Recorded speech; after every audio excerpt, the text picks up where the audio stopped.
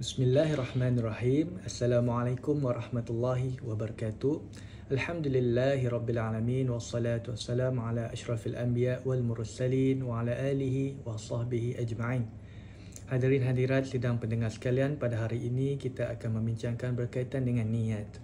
Apa itu dia niat? Hadirin hadirat, di dalam hadis 40 Imam Nawawi menyebutkan niat di kedudukan yang terawal. Innamal a'malu binniyat wa innamal likulli imrin ma nawa. Daripada hadis daripada Abu Hafsin Umar bin Khattab menyebut bahwasanya Rasulullah SAW bersabda bahwasanya segala amalan itu adalah dengan niat dan setiap orang mendapat pahala berdasarkan apa yang dia niatkan. Dan dalam Islam, setiap ibadat kita ini terbahagi pada dua unsur. Yang pertama unsur fizikal, yang kedua unsur kerohanian. Jikalau dalam solat kita ada unsur khusyuk dengan khudu', maka yang berkaitan dengan kerohanian ini, khudu' ini adalah berkaitan juga dengan hal-hal berkaitan dengan niat. Dan apakah niat yang terbaik di dalam kehidupan ini?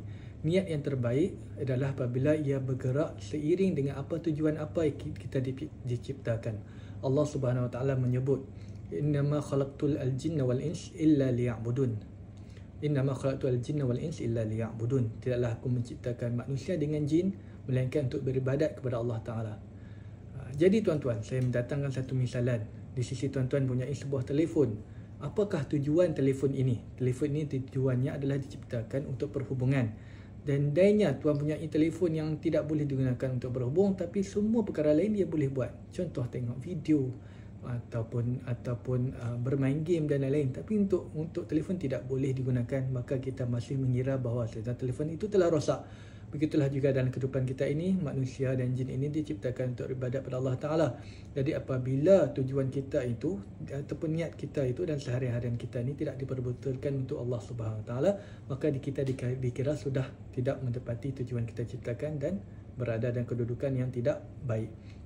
Jadi apakah yang dimaksudkan dengan niat itu? Niat itu menjadikan satu amalan kita yang kecil menjadi besar di sisi Allah Ta'ala sekalian. Yang membezakan antara kita dengan yang lain. Contohnya, tuan-puan dan puan-puan bangun tidur daripada pagi hinggalah beraktiviti sampai ke malamnya. Segalanya perkara itu akan menjadi sia-sia jika tidak disertakan niat untuk Allah Subhanahu Wa Taala. Tetapi apabila datangkan dengan niat untuk Allah Subhanahu Wa Taala, maka setiap amalan yang sekecil-kecil amalan, hatakan dalam keadaan minum air ataupun menggosok gigi ataupun dalam keadaan tidur sekalipun, perkara itu dikira di sisi Allah Taala sebagai satu pahala, dan niat yang perbuatan yang kecil menjadi besar di sisi Allah Taala disebabkan niat yang baik dan niat yang ikhlas.